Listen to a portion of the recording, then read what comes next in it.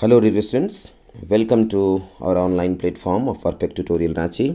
प्यारे दोस्तों, आज के इस वीडियो सेशन में आप एसएससी जेईई में पूछे गए डीसी मशीन से प्रीवियस ईयर सवाल का और सीरीज़ का पार्ट 3 सेशन देख रहे हैं।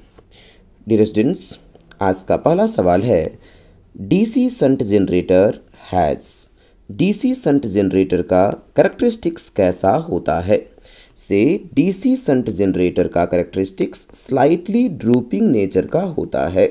मीन्स लोड बढ़ने से वोल्टेज जो है वो स्लाइटली घटता है and it is treated as practically constant voltage generator. ठीक है, लेकिन स्लाइटली वोल्टेज घटता है। सो आंसर होगा स्लाइटली ड्रूपिंग कैरेक्टरिस्टिक्स। नेक्स्ट सवाल है which one of the following generator is used for charging batteries. Batteries को चार्ज करने के लिए कौन सा जनरेटर सूटेबल जनरेटर है? बैटरी चार्जिंग के लिए कांस्टेंट वोल्टेज जनरेटर की आवश्यकता होती है, तो उसके लिए सूटेबल जनरेटर होता डीसी शंट जनरेटर। नेक्स्ट है the speed of DC motor is. See speed of DC motor in proportional to EB and inversely proportional to flux phi, means directly proportional to EB, inversely proportional to flux phi. So see the options here. पहला option है directly proportional to back EMF and inversely proportional to flux phi. So this one is correct only. Next, the EMF of DC generator depends on। DC generator का EMF कौन से parameter पर निर्भर करता है? Okay, आप जानते EG is equal to PZN 5/60A।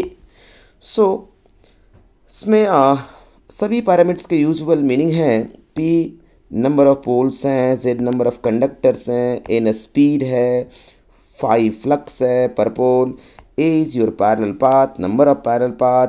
सो आप इसी को बोल सकते EG proportional to N into phi, means speed into flux if these parameters are constant। means PZ once एक बार मशीन को डिज़ाइन कर दिया गया, then number of pole, number of conductors, number of parallel path, ये सभी constant माने जा सकते ड्यूरिंग ऑपरेशन। सो ऑपरेशन के दौरान जनरेटेड EMF जो है वो निर्भर करता है स्पीड और फ्लक्स पर निर्भर करता है। One of the option here is given, that is speed. Next है in a DC motor where does iron loss occur. याद रखेंगे किसी भी मैग्नेटिक कोर में आयरन लॉस तभी होता है जब magnetic core alternating nature of magnetic field में रखा जाता और सब्जेक्टेड होता है। देखिए डीसी मशीन में आर्मेचर का जो पार्ट है that is associated to alternating nature of magnetic flux, because armature conductors में इंड्यूस होने वाला जो वोल्टेज है that is of alternating nature. अब अल्टरनेटिंग नेचर का है देन उसका जो करंट भी होगा, armature conductors carries alternating current and alternating current है अल्टरनेटिंग फ्लक्स होगा, और अल्टरनेटिंग फ्लक्स में सब्जेक्टेड है आर्मेचर कोर, देन दोनों तरह का लॉसेस, हिस्टैरिसीस लॉस भी होगा और ईडी करंट लॉसेस भी होगा। Means iron loss basically occurs in armature. Next है dummy coil in DC machine is use to. Dummy coil basically use किया जाता to have the mechanical balance, to maintain the mechanical balance of the armature। कब? जब armature winding wave connected use किया जाता है। Wave connection के case में ज़्यादातर स्लॉट्स इम्प्टी स्लॉट रह जाते, तो मैकेनिकल बैलेंसिंग के लिए डमी क्वाइल्स उन इम्प्टी स्लॉट में प्लेस किए जाते। वो एग्जैक्टली उसी नेचर का, उसी मटेरियल का बना हुआ होता जो नॉर्मल वाइंडिंग लाइक कॉपर का बना हुआ ही होता, बस उसमें करंट का फ्लो नहीं होता, मीन्स इनएक्टिव वाइंडिंग होते, इसी को बोलते हैं dummy coils. Okay, so answer होगा bring about mechanical balance of armature. Next है a simple method of increasing the voltage of DC generator is. DC generator के वोल्टेज को इंक्रीज करने के लिए एक सिंपल मेथड क्या है? To decrease the air gap flux density. नहीं, इससे फ्लक्स में और क्या होगा, कमी हो जाएगा। लेकिन आप जानते EG proportional to N into phi, speed into flux. So EG को बढ़ाने के लिए या तो आपको फ्लक्स में बढ़ोतरी करना पड़ेगा या तो स्पीड में इंक्रीमेंट करना पड़ेगा। ओके, दूसरा है to increase the speed of rotation, to decrease the speed of rotation, to increase the length of armature. So C answer is to increase the speed of rotation. Speed को अगर आप बढ़ाएंगे easy में increment होगा। तीसरा option है decrease the speed, no, decrease करने से और घटेगा। नेक्स्ट है to increase the length of armature, no, simply length बढ़ाने से नहीं होगा, लेंथ के साथ साथ फ्लक्स को भी इंक्रीज करना पड़ेगा देन। ओके, नेक्स्ट है the speed of DC shunt motor is required to be more than full load speed. This is possible by, means rated speed से ज़्यादा स्पीड चाहिए। It can be possible by employing the flux control technique और by reducing the flux. आप जानते हैं speed inversely proportional to field flux.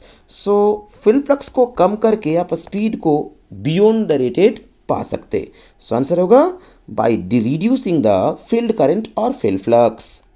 Next, an EMF is induced in the winding of an armature of a DC generator when the armature rotates in। Armature कहाँ rotate करेगा तब उसमें EMF induced होगा। Obviously armature से rotate in magnetic field. किसी भी conductor में voltage induce होने के लिए फैराडेज लॉ के तहत पहला रिक्वायरमेंट है कंडक्टर का होना ज़रूरी है, दूसरा रिक्वायरमेंट है मैग्नेटिक फील्ड का होना ज़रूरी है, एंड तीसरा रिक्वायरमेंट है या तो रिलेटिव स्पेस वेरिएशन हो, रिलेटिव स्पेस वेरिएशन हो कंडक्टर और मैग्नेटिक फील्ड के बीच में, या नहीं तो रिलेटिव टाइम वेरिएशन हो, रिलेटिव टाइम वेरिएशन हो, रिलेटिव टाइम वेरिएशन हो। डीसी मशीन में बेसिकली इन तीन रिक्वायरमेंट का फुलफिलमेंट होता है। खासकर डीसी जनरेटर की अगर बात करें तो कंडक्टर होता, आर्मेचर कंडक्टर, मैग्नेटिक फील्ड के रीजन में आर्मेचर कंडक्टर को घुमाया जाता सो दैट मैग्नेटिक फील्ड और कंडक्टर के बीच में रिलेटिव स्पेस वेरिएशन एग्जिस्ट करता, एंड फ्लक्स कटिंग एक्शन के तहत वोल्टेज इंड्यूस होता, वोल्टेज जनरेट होता। सो एयर मैग्नेटिक फील्ड के बारे में बस पूछ रहा है कि कहाँ रोटेट कराएंगे तब ये होगा, तो सिंपली क्या चाहिए, magnetic field. Next, the function of commutator in a DC generator is। DC generator में कम्यूटेटर का क्या फंक्शन है? सो आंसर होगा to change AC into DC। Next, the current flowing in the conductor of DC motor is. से armature conductor carries current, उसका nature जो होता alternating होता है। यहाँ पर मोटर के केस में जो कम्यूटेटर का काम होता है that is to convert DC into AC. आप इनपुट देते डीसी, लेकिन कम्यूटेटर जो है उसको फिर से एसी में कन्वर्ट करता है, जो कि अवेलेबल होता है आर्मेचर कंडक्टर्स में। So answer is AC. Next है as the load is increased the speed of a DC shunt motor will. जैसे आप लोड इंक्रीज करते डीसी शंट मोटर का स्पीड क्या होता है? सी डीसी शंट अभी भी देखे थे, it has slight drooping characteristics that is you have seen in the case of DC shunt generator। DC shunt motor में बोलेंगे it is nearly a constant speed motor, means load बढ़ने के साथ speed जो है वो nearly constant होता है। nearly constant means slightly घटने वाला, means लोड बढ़ने के साथ बहुत ज़्यादा नहीं, slight डिक्रीमेंट होता। so answer is reduces slightly। Next, if the current of the armature of DC series motor is reduced to 50%, the torque of the motor will become। से DC series motor में torque proportional होता है square of armature current. अब armature current को 50% means half time करेंगे, then torque जो है half का स्क्वायर टाइम हो जाएगा, मीन्स 1/4 टाइम्स हो जाएगा। 1/4 times means 25% of the original value, means reduce to और will become 25% of the previous value. 1/4 means 25%, yes or no? So 25% of the previous value। Next है the direction of rotation of DC shunt motor is reversed by. देखिए आप जानते torque proportional to phi into Ia। या तो आप field winding का connections को reverse करिए और फील्ड फ्लक्स को आप रिवर्स करिए, फील्ड फ्लक्स का डायरेक्शन को बदलिए, या तो आर्मेचर करंट का डायरेक्शन को बदलिए। अब क्या करने से ये दोनों में से किसी एक में बदलाव होगा? You see in options please. Reversing armature connection, इस रिवर्सिंग आर्मेचर करंट के कनेक्शन को ओनली रिवर्स करेंगे, आई ए का डायरेक्शन जो है वो क्या होगा? रिवर्स हो जाएगा। फाई का डायरेक्शन और फाई का डायरेक्शन में कोई बदलाव नहीं होगा, मीन्स फील्ड करंट के डायरेक्शन में कोई बदलाव नहीं होगा। Okay, it can be a possible answer. Next आगे भी पढ़ लेते, interchanging the armature and field connection. No, अगर दोनों को करते देना it will not alter the direction of rotation. Next है एडिंग रेजिस्टेंस, ये एक्चुअली रेजिस्टेंस होगा, adding resistance to the field circuit, adding resistance to the field circuit. No, reversing supply connection, supply connection को reverse कर देंगे, दोनों reverse हो जाएगा। Okay, no, so answer is reversing armature connection. Next है which of the following is a correct statement about a series motor. Series motor के लिए कौन सा करेक्ट स्टेटमेंट है? पहला है option, it's field winding consist of thicker wire less turns. Yes, series motor का जो रेजिस्टेंस होता फील्ड वाइंडिंग का, सीरीज मोटर में फील्ड वाइंडिंग का जो रेजिस्टेंस होता that should have a very low value. Why? Because series motor में आप जो सप्लाई देते उस सप्लाई से बीच रास्ते में जो है वो ड्रॉप कम से कम हो, पावर का लॉसेस कम से कम हो, सो दैट आर्मेचर को सफिशिएंट वोल्टेज मिले, आर्मेचर को आने वाला पावर जो है वो ज़्यादा मिले, सो दैट ज़्यादातर पावर का कन्वर्सन हो सके, ज़्यादातर यूटिलाइजेशन हो सके पावर का। सो रास्ते का जो रेजिस्टेंस है, रास्ता में आपका क्या पड़ता? सीरीज फील्ड वाइंडिंग पड़ता। सो सीरीज फील्ड वाइंडिंग का रेजिस्टेंस लो होना ज़रूरी है।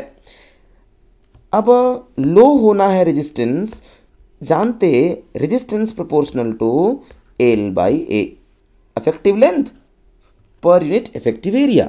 सो इफेक्टिव लेंथ को आपको कम रखना होगा और क्रॉस सेक्शनल एरिया को ज़्यादा रखना होगा। इफेक्टिव लेंथ को कम रखना मतलब नंबर ऑफ टर्न्स कम रखना होगा, क्रॉस सेक्शनल एरिया ज़्यादा मतलब थिकर वायर यूज करना होगा। सो answer is it's field winding consist of thicker wire and less turns. Next, the motor that is used for intermittent high torque is, intermittent high torque के लिए कौन सा motor use किया जाता है? The best suitable motor here is cumulative compound motor. Next है some type of DC motor and their typical industrial applications are listed in statements A, B, C and D. Which of the statement is correct? Okay, motor दिया हुआ और उसका application, industrial application दिया हुआ है, कौन सा मैचिंग जो है वो करेक्ट मैचिंग है, that you have to choose hair.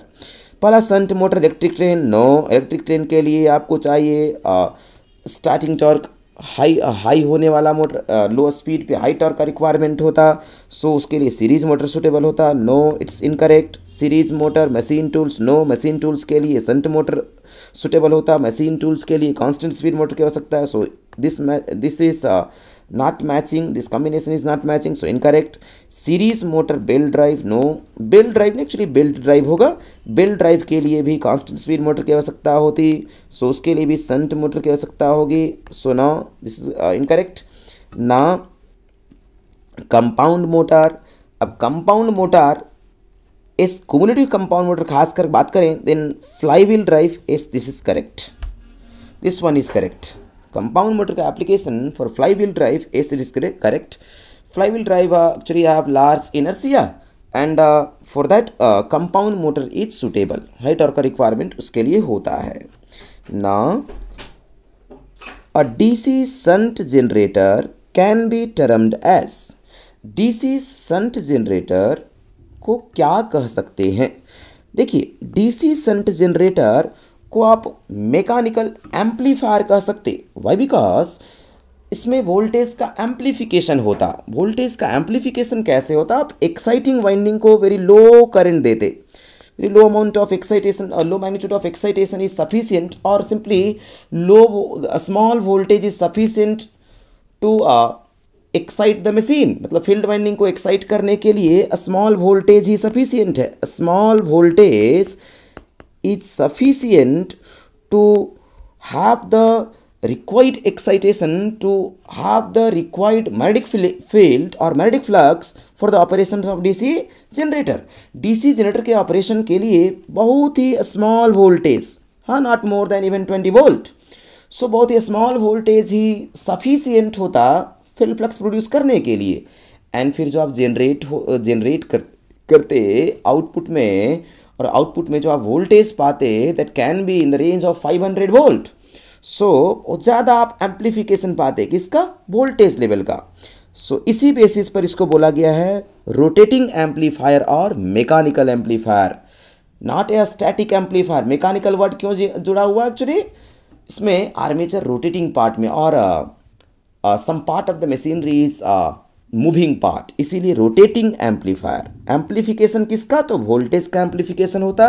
किस लॉजिक के बेसिस पर बोले, तो ये लॉजिक ये कि फील्ड वाइंडिंग को कम वोल्टेज ही देते, कम इलेक्ट्रिकल वोल्टेज ही देते, और low voltage is sufficient to excite the field winding, और आउटपुट में आप क्या पाते, हाई वोल्टेज पाते. सो इसी तर्ज पे आप बोल रहे हैं वोल्टेज का एम्पलीफिकेशन होता.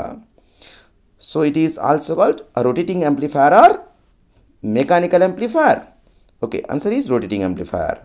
Next है the part of the armature electric circuit which takes active part in EMF generation are. मतलब सिंपली कंडक्टर का एक्टिव लेंथ और एक्टिव पार्ट क्या होता, एक्चुअली जो स्लॉट में होता, जो स्लॉट में एम्बेडेड होता, that is your active part, उतना ही पोर्शन में बेसिकली EMF इंड्यूस्ड होता है. सपोज ये क्वाइल है, इतना पोर्शन जो है A B C D, ये A B and C D length of conductor are placed in slot and this is your overhang, just ये connecting wire है to make the closed path for the flow of the current.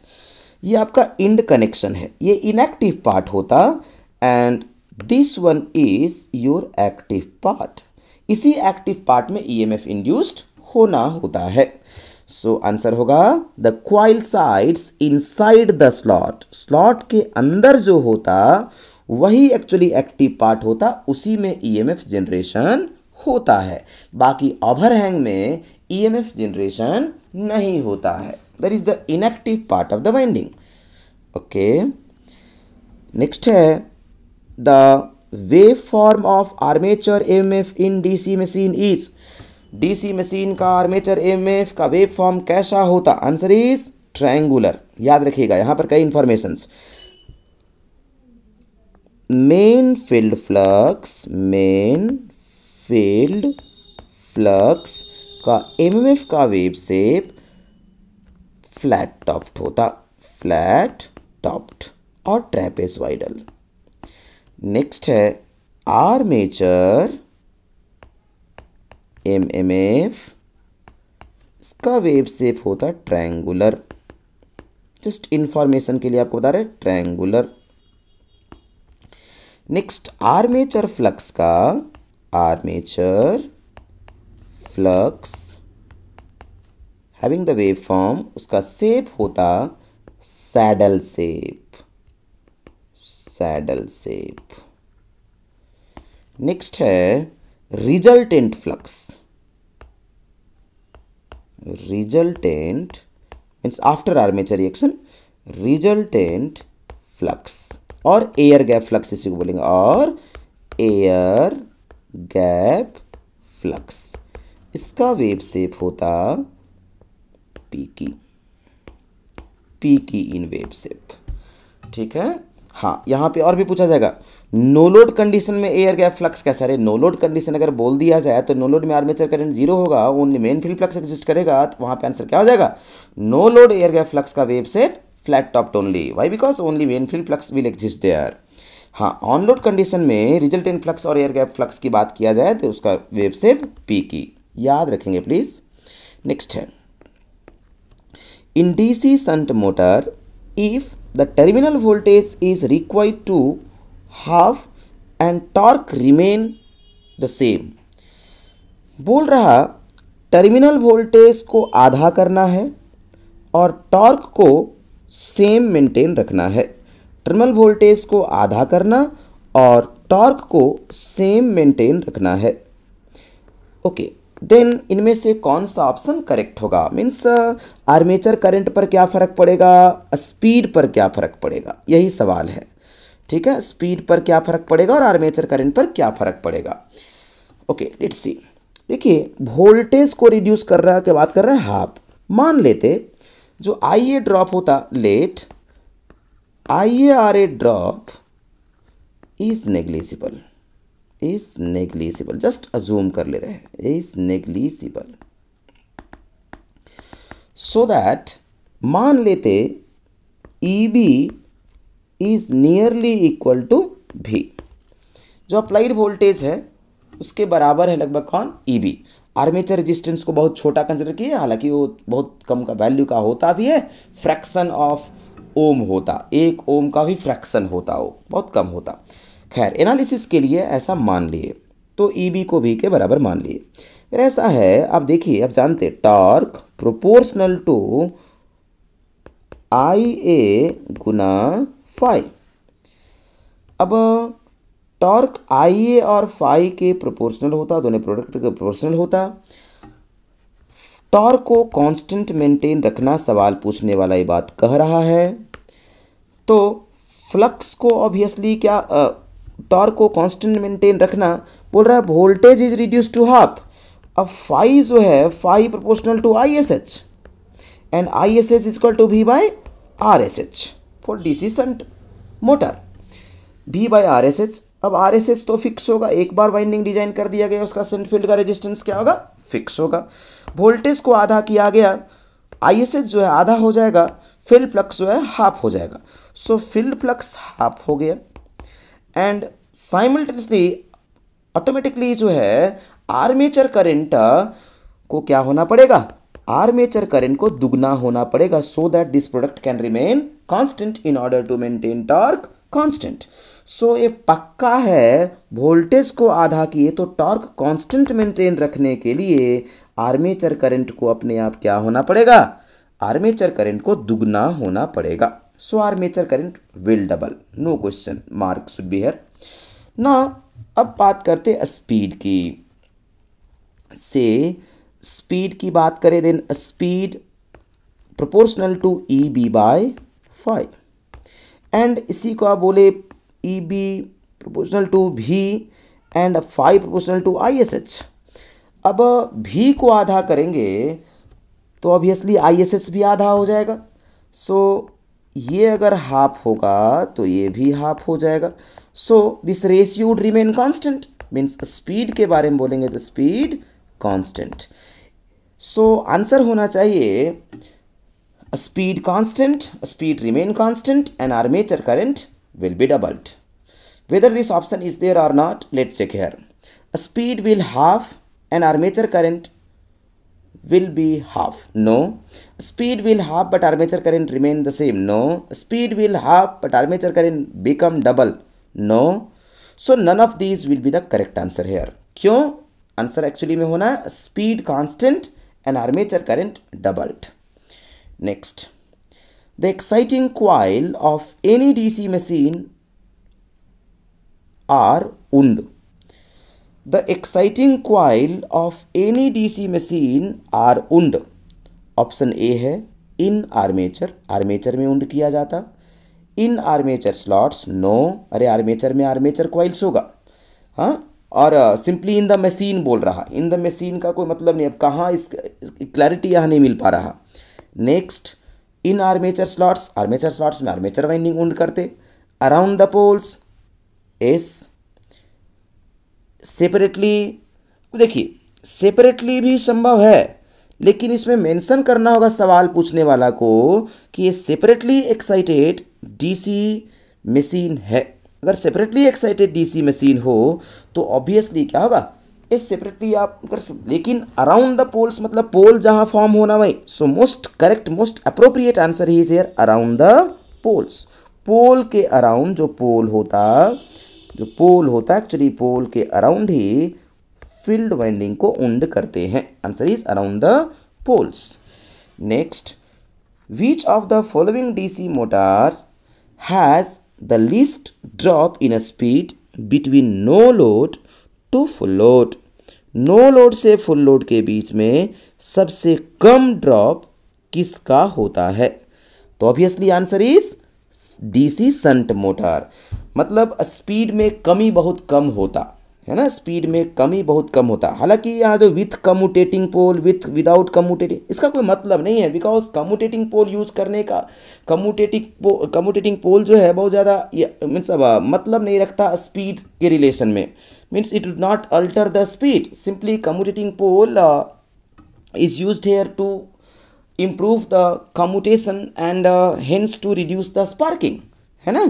ये speed में alteration करने का काम नहीं करेगा। Simply यहाँ पर आंसर होगा DC shunt motor.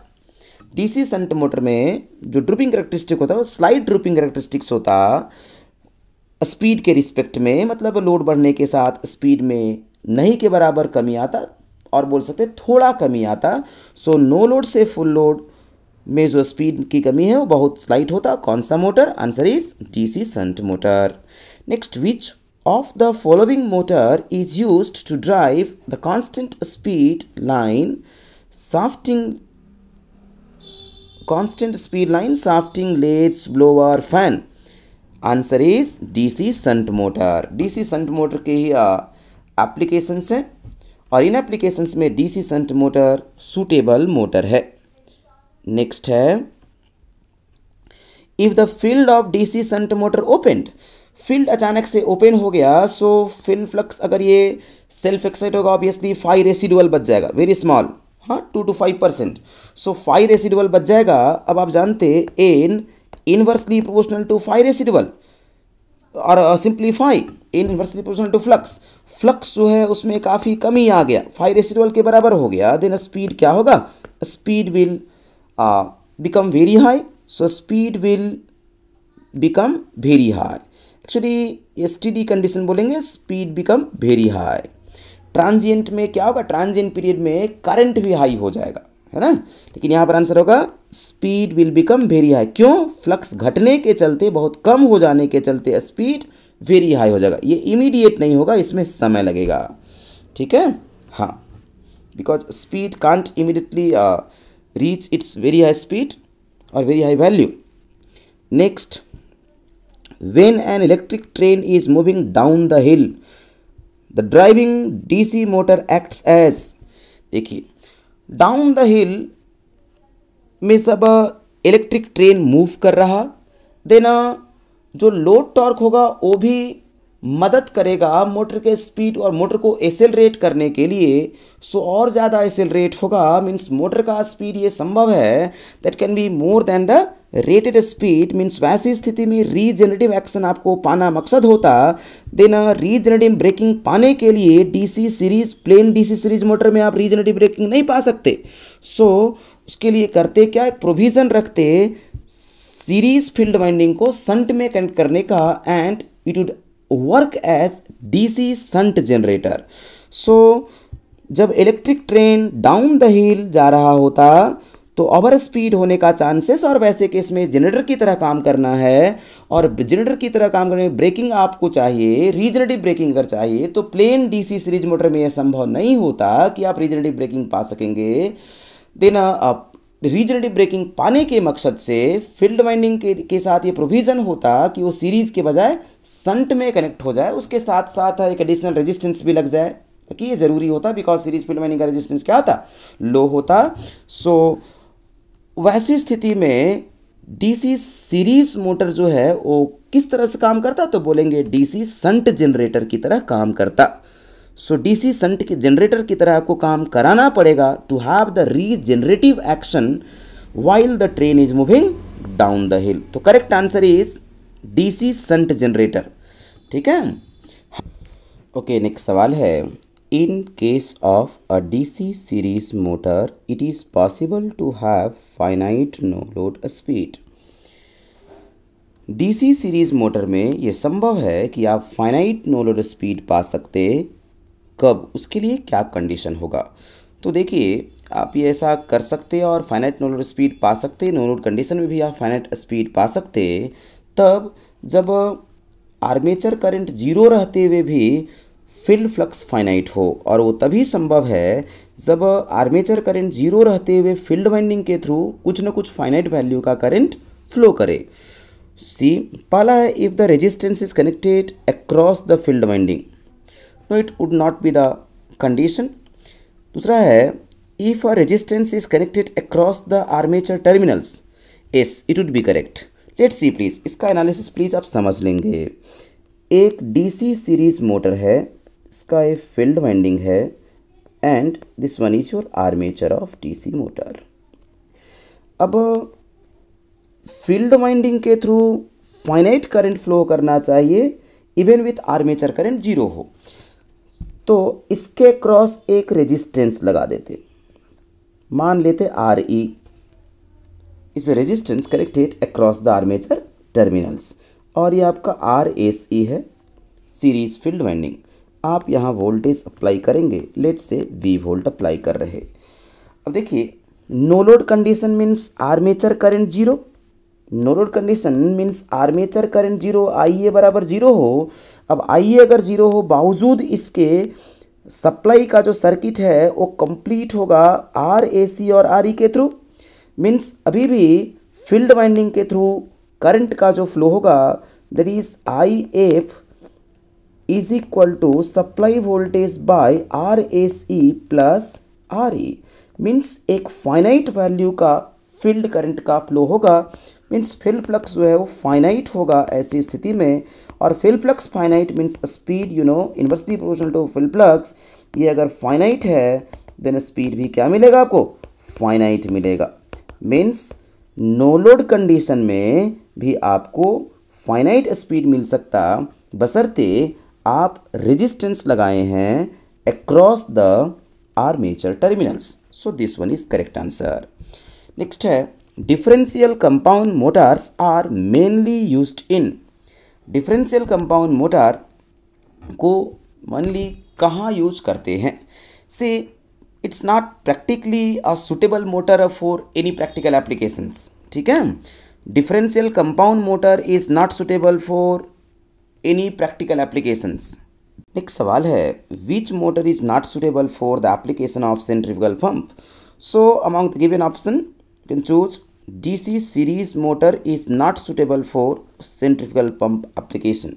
So answer is DC series motor. Okay, we'll see next in another session.